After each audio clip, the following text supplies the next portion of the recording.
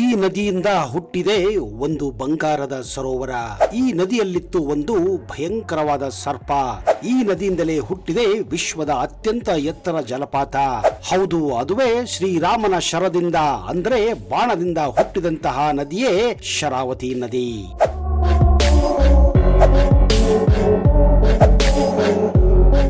ಅದು 1992 ಜುಲೈ 10ನೇ ತಾರೀಕು ಶರಾವತಿ ನದಿಗೆ ಅಡ್ಡಲಾಗಿ ಕಟ್ಟಲಾದಂತಹ ಲಿಂಗನಮಕ್ಕಿ ಅಣೆಕಟ್ಟಿಗೆ ಧಾರವಾಡದಿಂದ ಬಂದಂತಹ ಒಂದು ಕುಟುಂಬ, ಅಂದರೆ ಗಂಡ ಹೆಂಡತಿ ಹಾಗೂ ಮಗು ಭೇಟಿ ಕೊಟ್ಟಿದ್ದಾರೆ.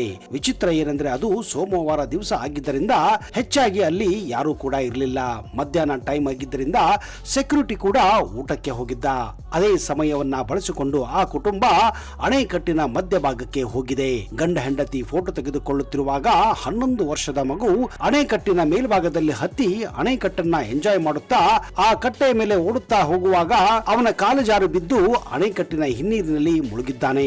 ಆ ದಂಪತಿಗಳು ಹಿಂದೆ ತಿರುಗಿ ನೋಡಿದಾಗ ಮಗುವೇ ಇರಲಿಲ್ಲ. ಆದ್ರೆ ಕೊನೆಗೆ ಅಮ್ಮ ಅಂತ ಕಿರ್ಚಿದ್ದು ಮಾತ್ರ ಅವರಿಗೆ ಕೇಳಿಸಿತ್ತು. ತಕ್ಷಣವೇ ಅಣೆಕಟ್ಟಿನ ಕೆಳಗೆ ನೋಡಿದಾಗ ಆ ಮಗು ಬಿದ್ದಿದ್ದು ಕಂಡಿತ್ತು.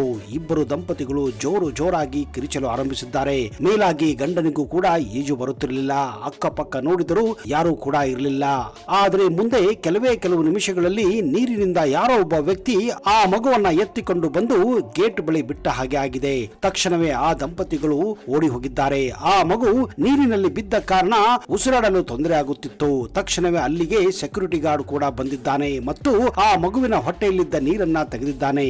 ಆಗ ಆ ಮಗು ಉಸಿರಾಡಲು ಪ್ರಾರಂಭಿಸಿತ್ತು.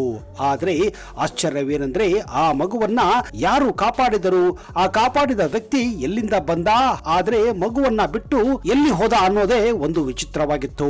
ಹೌದು, ಆ ದಂಪತಿಗಳು ಮತ್ತು ಸೆಕ್ಯೂರಿಟಿ ಕೂಡ ಆ ಘಟನೆಯನ್ನ ನೋಡಿ ದಿಗ್ಭ್ರಾಂತರಾಗಿದ್ದರು. ಆಗ ಅವರಿಗೆ ಅನಿಸಿದ್ದೇ ಆ ಶಿವನೇ ಬಂದು ಆ ಮಗುವನ್ನ ಕಾಪಾಡಿದ್ದಾನೆ ಅಂತ.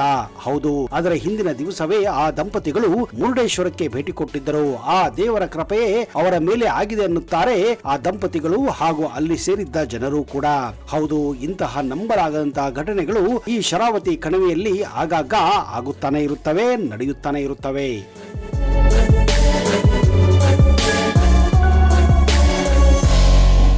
ಕರ್ನಾಟಕದಲ್ಲಿ ಹುಟ್ಟಿ ಕರ್ನಾಟಕದಲ್ಲಿಯೇ ಕೊನೆಯದಾಗಿ ತನ್ನ ಅಂತಿಮ ಸ್ಥಳವಾದ ಸಿಂಧು ಸಾಗರ ಅಂದ್ರೆ ಅರಬ್ಬಿ ಸಮುದ್ರದಲ್ಲಿ ಸಂಗಮ ಹೊಂದುವ ಆ ಸುಂದರ ನದಿಯೇ ಶರಾವತಿ.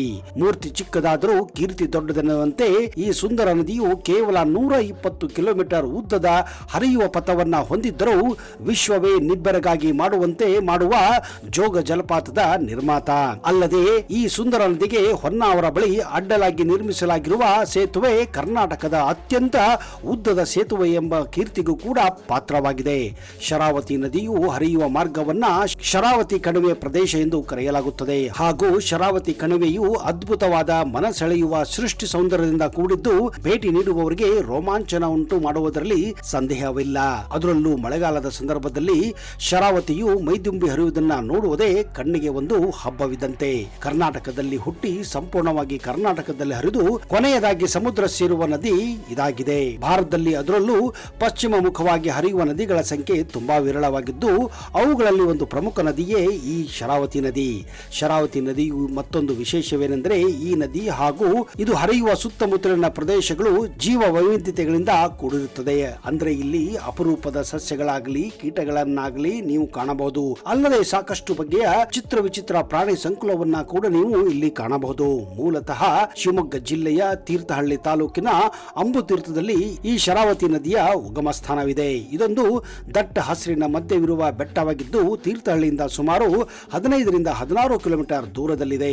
ದಂತಕಥೆಯ ಪ್ರಕಾರ ತ್ರೇತಾಯುಗದಲ್ಲಿ ಶ್ರೀರಾಮನು ಈ ಪ್ರದೇಶದಲ್ಲಿ ಸಾಗುತ್ತಿರುವಾಗ ಸೀತೆಗೆ ಬಾಯಾರಿಕೆ ಆಗುತ್ತದೆ. ಅವಳ ಬಾಯಾರಿಕೆಯನ್ನ ತಣಿಸುವ ಉದ್ದೇಶದಿಂದ ಶ್ರೀರಾಮನು ತನ್ನ ಅಂಬುವಿನಿಂದ ಅಂದರೆ ಬಿಲ್ಲು ಬಾಣದಿಂದ ಎಂದರ್ಥ ಈ ಪ್ರದೇಶದಲ್ಲಿ ನೀರು ಉಕ್ಕಿ ಹರಿಯುವಂತೆ ಮಾಡುತ್ತಾರೆ.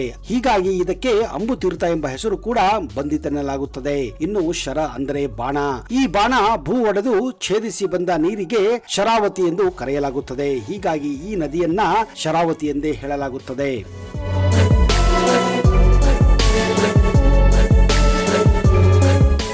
ಇಂದಿಗೂ ಅಂಬುತೀರ್ಥ ಬೆಟ್ಟದ ಮೇಲೆ ರಾಮನಿಗೆ ಮುಡುಪಾದ ಚಿಕ್ಕ ದೇವಾಲಯವೊಂದನ್ನ ನೀವು ಕಾಣಬಹುದು. ದೇವಾಲಯದ ಪಕ್ಕದಲ್ಲಿಯೇ ಎಂದಿಗೂ ಭತ್ತದ ಕೊಳವಿದ್ದು ಅದರ ತಳದಲ್ಲಿಯೇ ಶರಾವತಿ ನದಿಯ ಮೂಲವಿದೆ. ಶರಾವತಿ ನದಿ ಮುಂದೆ ಪಶ್ಚಿಮ ಮುಖವಾಗಿ ಅರಬ್ಬಿ ಸಮುದ್ರದತ್ತ ತನ್ನ ಪ್ರಯಾಣವನ್ನ ಬೆಳೆಸುತ್ತಾಳೆ. ಈ ಸಂದರ್ಭದಲ್ಲಿ ಶರಾವತಿಯು ಅದ್ಭುತ ಪ್ರಾಕೃತಿಕ ತಾಣವಾದ ಶರಾವತಿ ವನ್ಯ ಜೀವಿಧಾಮ, ಹೊನ್ನೆಮರಡು, ಲಿಂಗನಮಕ್ಕಿ, ಗೇರುಸೊಪ್ಪೆ, ಸಿಗಂದೂರು, ಜೋಗ ಜಲಪಾತ, ರಾಮಚಂದ್ರಪುರ, ಇಡಗುಂಜಿ ಹಾಗೂ ಹೊನ್ನಾವರದ ಮೂಲಕ ಸಾಗುತ್ತಾ ಸಿಂಧೂ ಸಮುದ್ರವನ್ನ ಕೊನೆಗೆ ಸೇರುತ್ತಾಳೆ. ಶರಾವತಿ ನದಿ ಹರಿಯುವ ಪಥದ ಎರಡೂ ಬದಿಗಳಲ್ಲಿಯೂ ಸ್ಥಳಗಳು ಶ್ರೀಮಂತ ಪ್ರಾಕೃತಿಕ ಸೌಂದರ್ಯ ಹಾಗೂ ವೈವಿಧ್ಯಮಯ ಜೀವ ಸಂಕುಲಗಳಿಂದ ಸಂಪದ್ಭರಿತವಾಗಿದೆ. ಈ ನದಿಯ ಜಲಾಶಯನ ಪ್ರದೇಶವು ಒಂದು ಭಾಗವನ್ನ ಶರಾವತಿ ವನ್ಯಜೀವಿಧಾಮ ಎಂದು ಘೋಷಿಸಲಾಗಿದ್ದು, ಇದು ಪಶ್ಚಿಮ ಘಟ್ಟಗಳಲ್ಲಿ ನೆಲೆಸಿರುವ ಮತ್ತಷ್ಟು ವಿಶೇಷವಾಗಿದೆ. ಇಲ್ಲಿ ಸಿಂಹದ ಬಾಲದ ಕೋತಿ, ಇದು ಇಲ್ಲಿ ಕಂದು ಬರುವ ಅಳಿವಿನಂಚಿನಲ್ಲಿರುವ ಒಂದು ಜೀವಿಯಾಗಿದೆ. ಶರಾವತಿ ವನ್ಯಜೀವಿ ಧಾಮದಲ್ಲಿ ಮೊದಲ ಬಾರಿಗೆ ಶೋಧಿಸಲಾಗಿರುವ ಒಂದು ಬಗೆಯ ವಿಶಿಷ್ಟ ಕ್ಯಾಟ್ ಫಿಶ್ ಕೂಡ ನೀವು ಇಲ್ಲಿ ಕಾಣಬಹುದು. ಶರಾವತಿ ನದಿಯಲ್ಲಿ ನೀರಿನ ಮಟ್ಟ ಕಡಿಮೆಯಾದಾಗ ಇಲ್ಲಿ ವಿಚಿತ್ರವಾದಂತಹ ಹಾಗೂ ಅಳಿವಿನಂಚಿನಲ್ಲಿರುವಂತಹ ಕ್ಯಾಟ್ ಫಿಶ್ ಹೆಚ್ಚಾಗಿ ಕಂಡುಬರುತ್ತದೆ. ಎಷ್ಟೋ ಜನ ಈ ಕ್ಯಾಟ್ ಫಿಶ್ ಗಳನ್ನ ಹಿಡಿಯಲು ಕೂಡ ಇಲ್ಲಿ ಇದೇ ಸಮಯಕ್ಕಾಗಿ ಕಾಯುತ್ತಿರುತ್ತಾರೆ. ಈ ಕ್ಯಾಟ್ ಫಿಶ್ ಗಳಿಗಾಗಿ ವಿದೇಶದಲ್ಲಿ ಭಾರಿ ಡಿಮ್ಯಾಂಡ್ ಕೂಡ ಇದೆ. ಇದರಿಂದ ಹೆಚ್ಚಾಗಿ ಫಿಶ್ ಆಯಿಲ್ ಅನ್ನ ಕೂಡ ಜನರೇಟ್ ಮಾಡುತ್ತಾರೆ. ಹಿಂದೆ ಲಿಂಗನಮಕ್ಕಿ ಜಲಾಶಯ ಬರಿದಾದಾಗ ಬರಬಿದ್ದ ಸಂದರ್ಭದಲ್ಲಿ ಡ್ಯಾಮಿನ ಕೆಳಗಡೆ ಇರುವಂತಹ ಚಿಕ್ಕ ಚಿಕ್ಕ ಚಾನಲ್ಗಳ ಮೂಲಕ ಈ ಮೀನುಗಳು ಕಂಡು ಬರುತ್ತಿದ್ದು, ಅವುಗಳನ್ನ ಹಿಡಿಯಲು ಇಲ್ಲಿ ಭಾರಿ ಜನಸಂಖ್ಯೆಯಲ್ಲಿ ಅಕ್ಕಪಕ್ಕದ ಗ್ರಾಮಸ್ಥರು ಸೇರಿಕೊಳ್ಳುತ್ತಿದ್ದರು. ಮುಂದೆ ಈ ನದಿಗೆ ಅಡ್ಡಲಾಗಿ ಸಾಗರ ತಾಲೂಕಿನಲ್ಲಿ ಲಿಂಗನಮಕ್ಕಿ ಜಲಾಶಯವನ್ನ ಕೂಡ ನಿರ್ಮಿಸಲಾಗಿದೆ. ಲಿಂಗನಮಕ್ಕಿ ಜಲಾಶಯವನ್ನ ಶರಾವತಿ ನದಿಗೆ ಅಡ್ಡಲಾಗಿ 1964ರಲ್ಲಿ ಕಟ್ಟಲಾಗಿತ್ತು. ಇದು ಶಿವಮೊಗ್ಗ ಜಿಲ್ಲೆಯ ಸಾಗರ ತಾಲೂಕಿನಲ್ಲಿದೆ.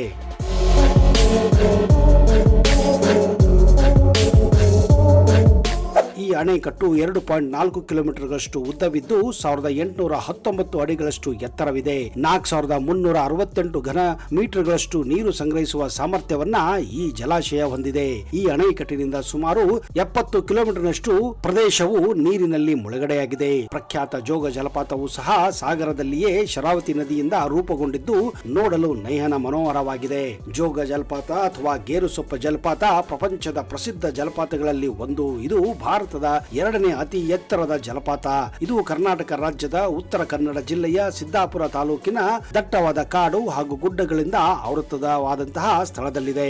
ಜೋಗ ಜಲಪಾತವನ್ನು ವೀಕ್ಷಿಸುವ ತಾಣ ಶಿವಮೊಗ್ಗ ಜಿಲ್ಲೆಯ ಸಾಗರ ತಾಲೂಕಿನಲ್ಲಿದೆ. ಇದು ಒಂದು ಪ್ರಮುಖ ಪ್ರವಾಸಿ ಸ್ಥಳ.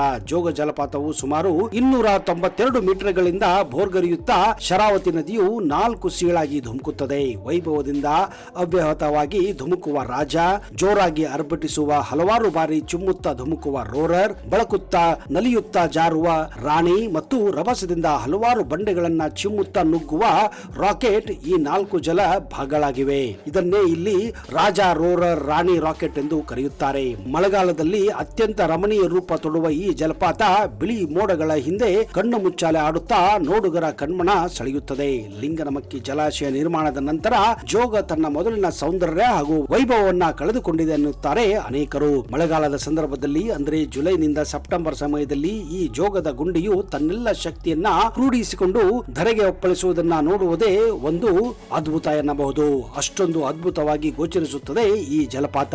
ಹಾಗೆಯೇ ಅಪಾರ ಮಹಿಮೆ ಉಳ್ಳ ದೈವಿ ಶಕ್ತಿ ಪೀಠಗಳಲ್ಲಿ ಶ್ರೀ ಸಿಗಂದೂರು ಚೌಡೇಶ್ವರಿ ಅಮ್ಮನವರ ಕ್ಷೇತ್ರವು ಇದೇ ನದಿಯ ದಡದಲ್ಲಿದೆ. ಇಲ್ಲಿನ ದೇವಿಯ ದರ್ಶನವನ್ನ ಪಡೆಯಲು ದೇಶ ವಿದೇಶಗಳಿಂದ ಭಕ್ತರು ಭೇಟಿ ನೀಡುತ್ತಾರೆ. ಸಿಗಂದೂರು ಚೌಡೇಶ್ವರಿ ದೇವಸ್ಥಾನವು ಕರ್ನಾಟಕ ರಾಜ್ಯದ ಶಿವಮೊಗ್ಗ ಜಿಲ್ಲೆಯ ಸಿಗಂದೂರಿನ ಕಳಸವಳ್ಳಿಯಲ್ಲಿದೆ. ಈ ದೈವಿಕ ದೇವಾಲಯವು ಸಿಗಂದೂರು ಗ್ರಾಮದ ಪ್ರಮುಖ ಆಕರ್ಷಣೆಯ ಶಕ್ತಿಯಾಗಿದೆ. ಈ ದೇವಾಲಯವನ್ನ ಚೌಡೇಶ್ವರಿ ಎಂದು ಕರೆಯಲ್ಪಡುವ ಸಿಗಂದೂರೇಶ್ವರಿ ದೇವಿಗೆ ಸಮರ್ಪಿಸಲಾಗಿದೆ. 300 ವರ್ಷಗಳ ಹಿಂದೆ ಪವಿತ್ರ ಶರಾವತಿ ನದಿಯ ದಡದಲ್ಲಿ ದೇವಿಯ ವಿಗ್ರಹ ಕಂಡು ಬಂದಿತ್ತು ಎಂದು ಹೇಳಲಾಗುತ್ತಿದೆ. ಇನ್ನೊಂದು ಕುತೂಹಲಕಾರಿ ಸಂಗತಿ ಏನೆಂದರೆ ಈ ದೇವಾಲಯವು ವರ್ಷವಿಡೀ ಭಕ್ತರಿಂದ ತುಂಬಿ ತುಳುಕಿರುತ್ತದೆ.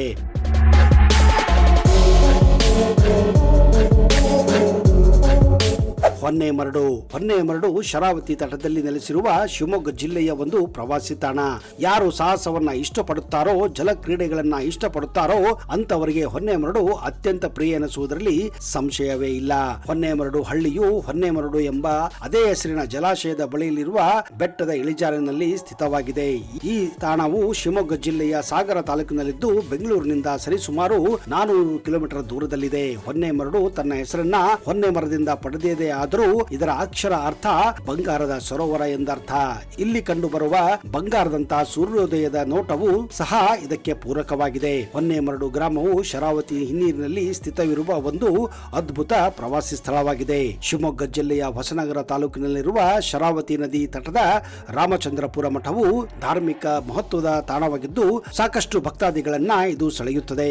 ಅಂದ ಹಾಗೆ ಹೊನ್ನಾವರ್ನಲ್ಲಿ ಶರಾವತಿ ನದಿಯು ಅರಬ್ಬಿ ಸಮುದ್ರ ಅಂದರೆ ಸಿಂಧೂ ಸಮುದ್ರದಲ್ಲಿ ಸೇರ್ಪಡೆಗೊಳ್ಳುತ್ತದೆ. ಇನ್ನೊಂದು ವಿಶೇಷವೇನೆಂದರೆ ಸುಮಾರು 2 ಕಿಲೋಮೀಟರ್ಗಿಂತಲೂ ಅಧಿಕ ಉದ್ದವಿರುವ ಈ ಸೇತುವೆ ಇರುವುದು ಈ ಹೊನ್ನಾವರದಲ್ಲಿಯೇ. ಈ ಸೇತುವೆಯನ್ನ ಶರಾವತಿ ನದಿಗೆ ಅಡ್ಡಲಾಗಿ ನಿರ್ಮಿಸಲಾಗಿದ್ದು ನೋಡಲು ನಯನ ಮನೋಹರವಾಗಿದೆ. ಅದರಲ್ಲೂ ವಿಶೇಷವಾಗಿ ಕರಿಕಣ್ಣಮ್ಮ ದೇವಿ ನೆಲೆಸಿರುವ ಗುಡ್ಡದ ಮೇಲಿಂದ ಈ ಸೇತುವೆಯ ನೋಟ ವರ್ಣಾತೀತವಾಗಿದೆ. ಪಶ್ಚಿಮ ಘಟ್ಟಗಳಲ್ಲಿ ಭಾರಿ ಮಳೆಯಾದಾಗ ಈ ನದಿಯಲ್ಲಿ ಪ್ರವಾಹ ಬಂದು ಸಾವಿರಾರು ಜಾನುವಾರುಗಳು ಹಾಗೂ ಜನರಿಗೆ ಜೀವದ ಅಪಾಯ ಕೂಡ ಇರುತ್ತದೆ. ಶರಾವತಿ ನದಿಯಲ್ಲಿ ಹುಟ್ಟುವ ಪ್ರವಾಹ ಭಯಂಕರವಾಗಿರುತ್ತದೆ. ಇದರಿಂದ ಪ್ರಳಯದ ಪರಿಸ್ಥಿತಿ ಕೂಡ ಇಲ್ಲಿ ಉಂಟಾಗಿರುತ್ತದೆ. ಏನೇ ಇರಲಿ ಹೇಗೆ ಇರಲಿ ಸ್ನೇಹಿತರೆ, ಜೀವನದಲ್ಲಿ ಒಮ್ಮೆಯಾದರೂ ನೀವು ಶರಾವತಿಯ ನೀರನ್ನ ಕುಡಿಯಬೇಕು ಹಾಗೂ ಆ ನದಿಯ ಅದ್ಭುತ ತಾಣಗಳನ್ನ ಅನುಭವಿಸಲೇಬೇಕು. ಶರಾವತಿಯ ಬಗ್ಗೆ ಇನ್ನಷ್ಟು ಮಾಹಿತಿಯನ್ನ ಮುಂದಿನ ಸಂಚಿಕೆಯಲ್ಲಿ ತರುತ್ತೇನೆ. ಅಲ್ಲಿಯವರೆಗೆ ಜೈ ಶರಾವತಿ.